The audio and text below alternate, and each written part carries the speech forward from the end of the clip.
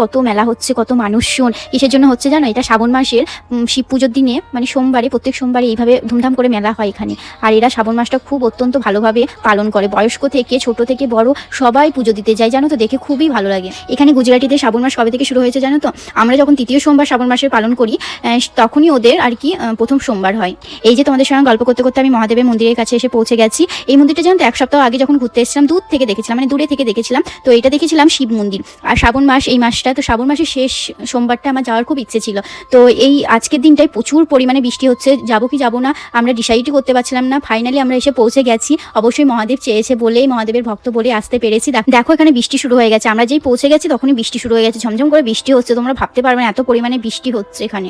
সব থেকে আমি খুশি হয়েছি শ্রাবণ মাসের শেষ সোমবারটা আমি কোনো মন্দিরে আসতে পেরেছি। মানে আমার খুব ইচ্ছে ছিল যে মন্দিরে গিয়ে পুজো দেবো, এমনটা, মানে বাড়িতে তো পুজো দিই মহাদেবের, তবু আমার মন্দিরে যাওয়ার খুব ইচ্ছে ছিল। সেটা শেষ শ্রাবণ মাসে পূর্ণ হলো। অবশ্যই আমি মন থেকে অনেক খুশি। আর মহাদেব চাইলে সবকিছু